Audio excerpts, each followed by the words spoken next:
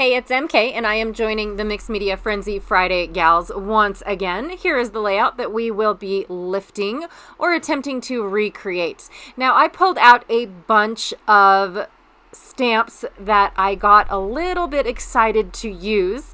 So I have these tiny stars by Altenew, this marble look from Kaiser Craft, my favoriteest stamp set in the whole wide world, Gorgeous Grunge by Stampin' Up. No longer available, by the way. I'm so sad. I also have Label Me Bold by Stampin' Up. And I really like this almost kind of like, I don't know, watercolor grunge. I also have Timeless Textures by Stampin' Up. They do really good background stamps. And then from Stampers Anonymous, I have a Tim Holtz collection that is the Glitch collection. So this is Glitch number 2, and I'm not really sure if I showed it to you guys or not, but there it is. And I buy my stamps from scrapbook.com. So basically I put in the stamps that I'm looking for, and normally they are available whether they're super old or not, which I think is pretty cool. And then I have the mini glitches. That is basically a smaller section of Glitch 1 and Glitch 2. So I just really like these stamps, and they're really good quality when you go to stamp them.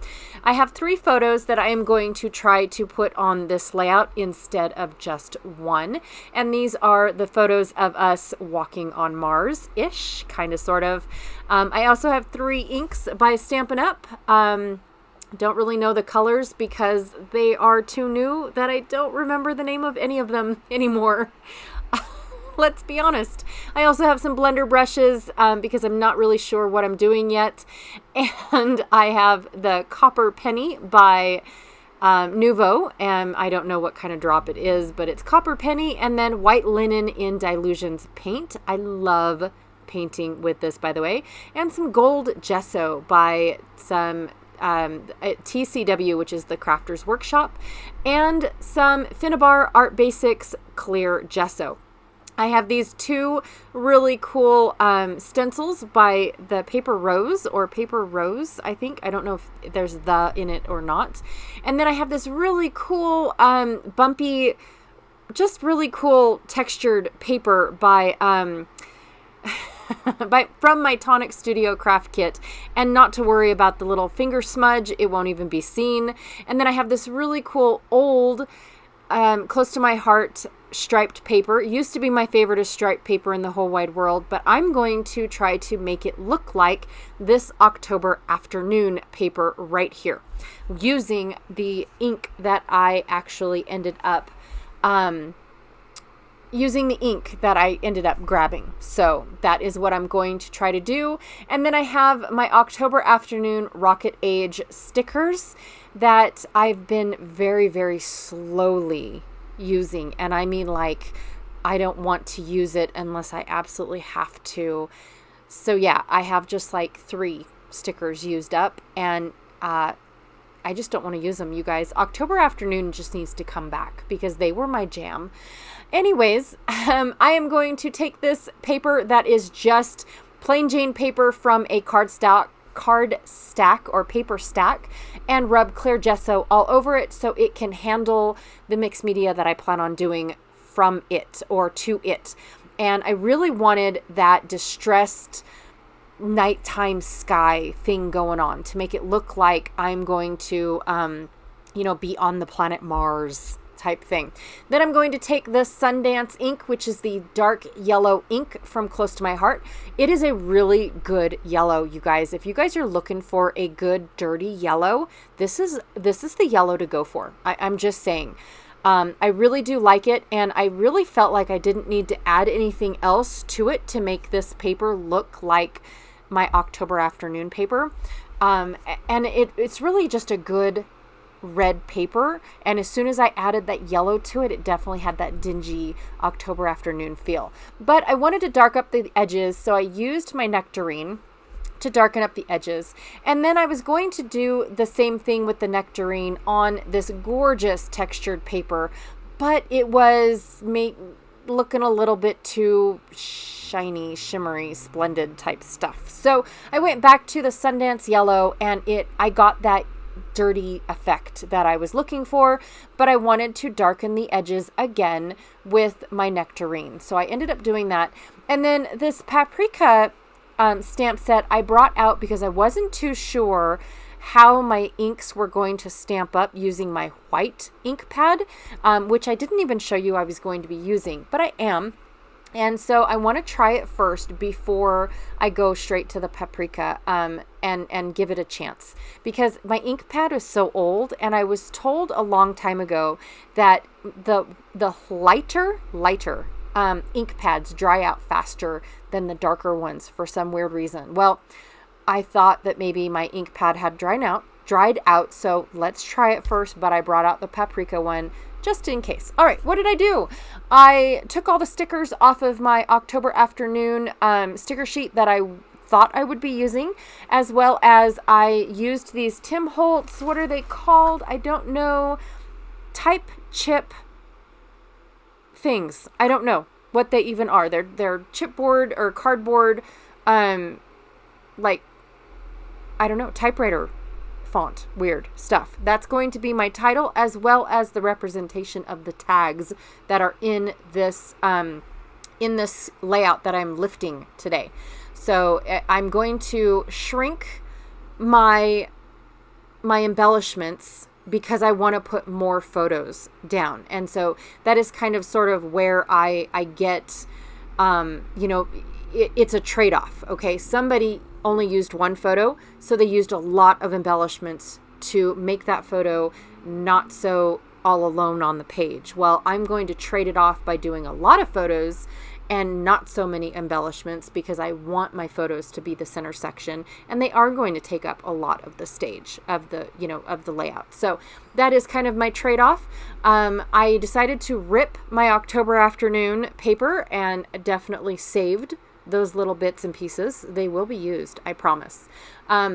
But I decided to rip the paper, and then I didn't like the white edges, so I inked them. At first I thought I was going to ink them with Sundance. Nope, it was too yellow, so I went with the nectarine color from Close to My Heart, and I really like it. I really like how it looks. Yay!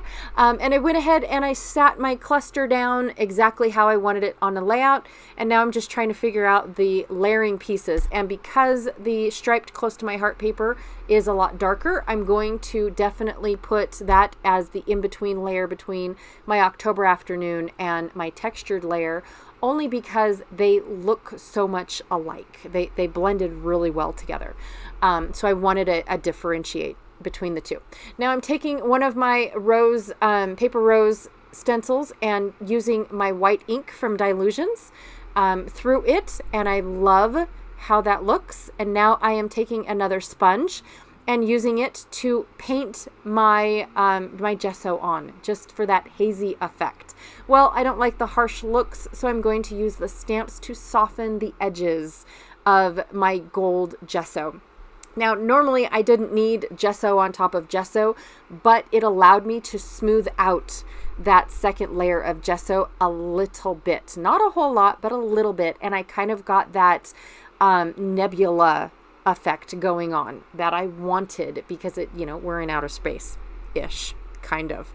We're on a different planet, maybe? I don't know. So I'm using the stamps, which my white ink pad, yes, it's filthy. I know that, but it still works. And I'm using my stamps with the white ink pad that I thought was going to be dry, but ended up being beautiful. So I didn't use the paprika ink pad at all. But I used my white stamps, finish my first sentence please before I start another one, to soften the edge of my gold gesso.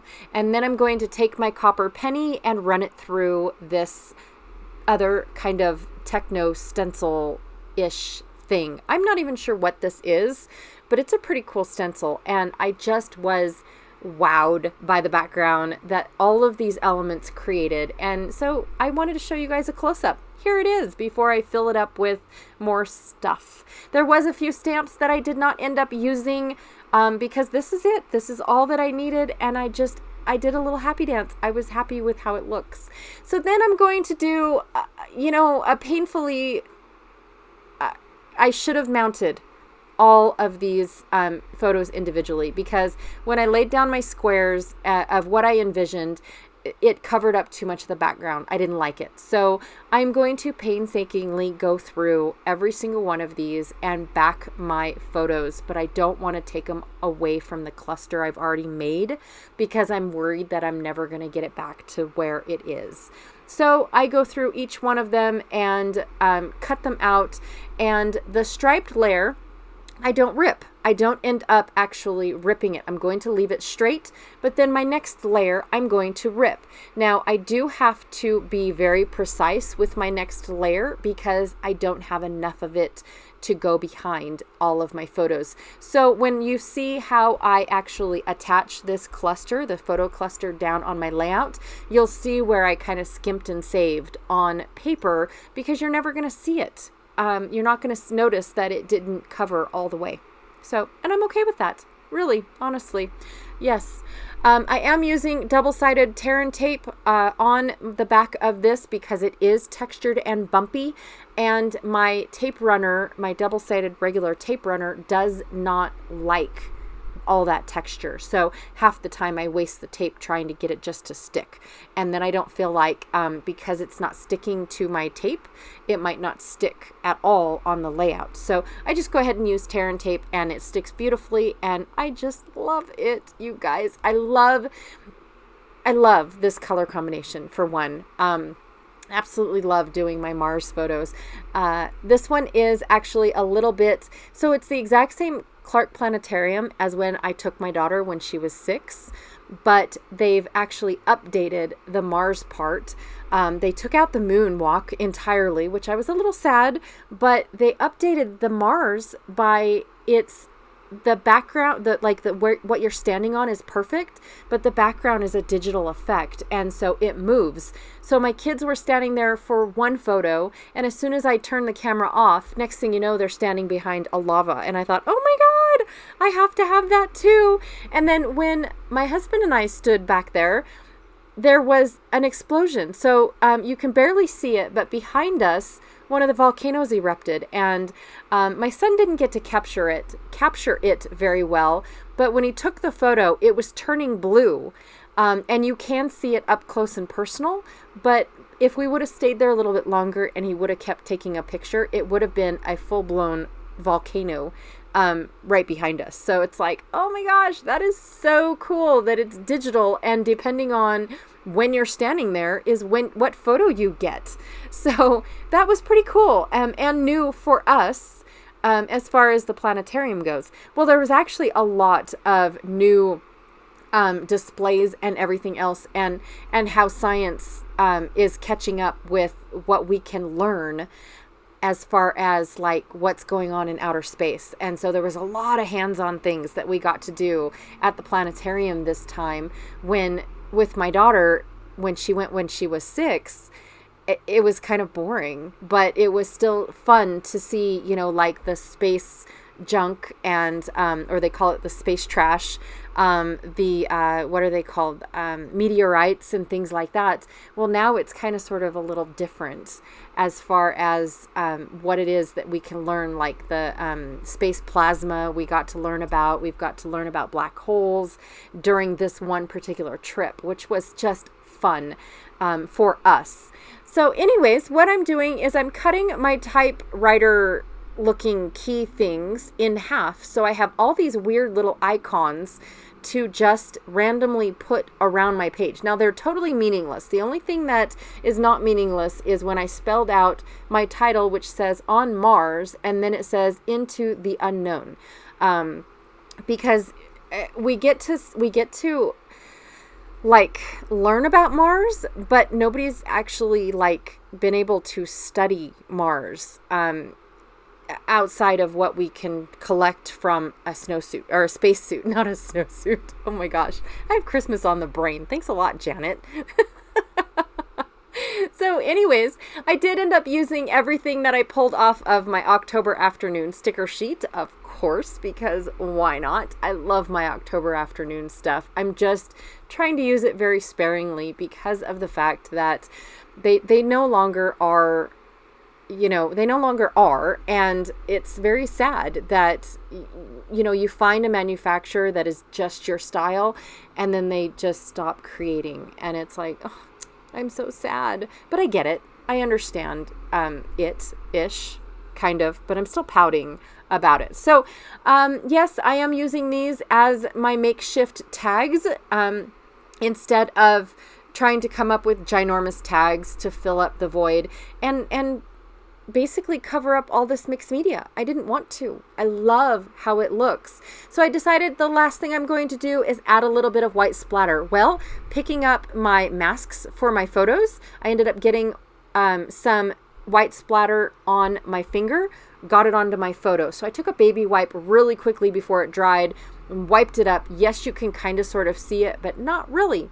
So here's a close-up of all of this awesomeness. I'm very happy with how it turned out. I'm very happy with all of my little makeshift tags, or typewriter keys, I should say, sticking out of my layout. I had a blast making all of this. Yes, it took me 2 days because I wanted to make sure the background was fully dried, especially with that Dylusions ink. I'm still a little leery and learning how it reacts to other things, because I've just found that it doesn't dry at all, like nothing dries it. So anyways, be sure to check out everyone else down below who is playing along with Mixed Media Frenzy Friday, and I will see you guys all later. Thank you so very much. See ya.